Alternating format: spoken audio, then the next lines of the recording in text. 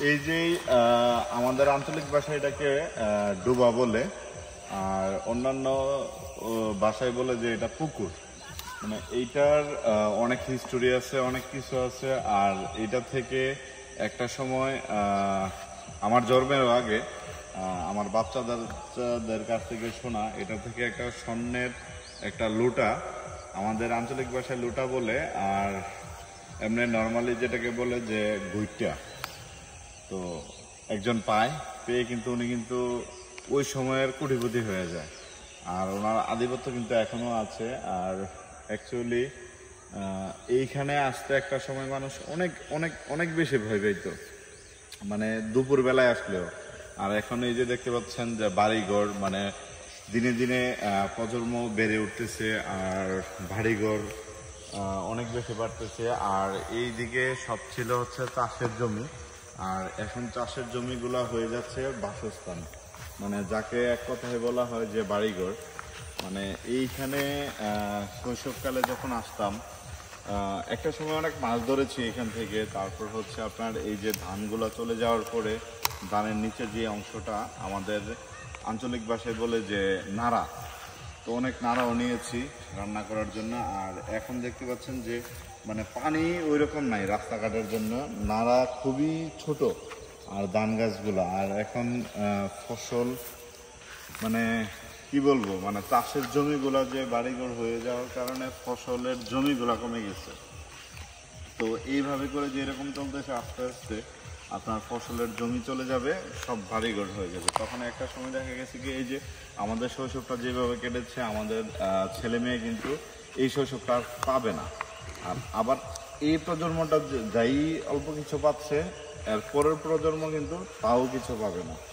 তো সব কিছু মিলিয়ে আসলে দুঃখ প্রকাশ করা ছাড়া আসলে কিছু নাই। কারণ দিন দিন মানুষের সংখ্যা বাড়তেছে, মানে চাষের জমিগুলা হয়ে যাচ্ছে আপনার বাড়িঘর। তো এইভাবে করে আসলে মানে স্মৃতিগুলা সবগুলো আস্তে আস্তে হারিয়ে যাচ্ছে এই একটা সময়।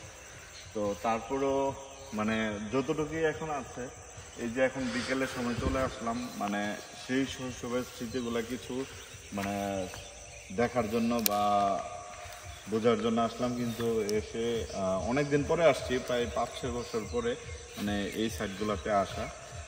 আর এসে দেখতেছি যে চাষের কোনো জমি নেই। এই যে দেখতেছেন এই পাশে বাড়িঘর, মানে সব দিকে বাড়িঘর হয়ে যাচ্ছে। মানে চাষের জমি আর চাষের জমি নেই, চাষের জমি হয়ে যাচ্ছে এখন মানে বাসস্থান। তো তারপরে যতটুকু চাষের জমি আছে, এই যে জমিটা খালি পড়া, এটাতে ওই যে দইনটা করেছিল, উঠে নিয়ে গেছে, এখন আবার অন্য ফসল করবে। তো ওই ফসলের জন্য ওয়েট করতেছে সময়টা যখন আসবে। যেমন এইগুলাতে এখনো হালকা কিছু পানি আছে। আর একটা সময় কিন্তু এই জমিগুলোতে অনেক পানি হতো, মানে আমার চাইতে আরও অনেক উপরে চলে যেত পানি, এত পরিমাণ পানি হতো। আর রাস্তাঘাট হয়ে যাওয়ার কারণে পানি যে এই জমিগুলোতে আসতো, ওই সাইডগুলো সবগুলো বন্ধ হয়ে যাওয়ার কারণে এখন পানি হয় না, যে তা না হয়, মানে বৃষ্টির পানিগুলো যেগুলো আটকে থাকে ওইগুলোই এখন সর্বোচ্চ হাঁটু পানির মতো হয়। আর ওই সময়টাতে মানে প্রচণ্ড পরিমাণ পানি হতো। আর ছোটোবেলায় আসতাম আপনার থেকে শালুক উঠাইতাম, শাপলা, মানে সেই দিনগুলা, মানে সোনালি সেই দিনগুলা যে কোথায় হারাই গেল এখন। মানে সব কিছুই মানে স্বপ্নের মতো, যেন এক রূপকথার গল্প এক কথায় যদি বলি। তো আসলে এগুলা রূপকথার গল্প না, এগুলাই ছিল বাস্তবতা। আর বাস্তবতা এখন মানে অনেক দূর, মানে মনে হচ্ছে যে স্বপ্নে হয়তো কখনো দেখেছিলাম এই দিনগুলোতে। আসলে মানে কি বলবো, মানে চাষের জমিগুলা মানে সবগুলোই বাসস্থান। আর বাসস্থান না হয়ে কি করবে, যে পরিমাণ মানুষ বৃদ্ধি পাচ্ছে, ওই পরিমাণ মানে চাষের জমি তো আর বৃদ্ধি পাচ্ছে না, চাষের জমি কিন্তু কমতেই আছে। এই যে যেমন এই যে বাড়িঘরগুলো হয়ে গেছে, তো এইখানে তো আর চাষাবাদ আর হবে না। তো চাষাবাদ না হলে চাষের জমিগুলা কোথায় থেকে আসবে? তো চাষের জমি এইভাবেই আমাদের কাছ থেকে হারাই যাচ্ছে। আর একটা সময় যা মনে হচ্ছে যে আমরা খাদ্য সংকটে পড়ে যাব। তো এইভাবে যদি চাষের জমিগুলা নষ্ট হয়ে যায়, তাহলে ডেফিনেটলি আপনার খাদ্য সংকট আসবেই। আর অন্যান্য দেশের প্রতি আমরা নির্ভরশীল হয়ে যাব। যেমন অলরেডি অনেক কিছু কিন্তু আমরা দেখেন, পেঁয়াজ বলেন, রসুন বলেন, মানে এরকম অনেক ফসলাদি কিন্তু আমরা অন্যান্য দেশের প্রতি মানে ডিপেন্ডেন্ট হয়ে গেছি। এই যে যেমন চাষের জমি ধান, মাসাল্লাহ, মানে এই ফসলগুলা দেখলে, ধানের জমিগুলা দেখলে চাউল, মানে এগুলা থেকে তো চাউল হয়। তো চাউলও কিন্তু আমাদের বাইরের দেশে থেকে মানে আমরা নির্ভরশীল হয়ে থাকি।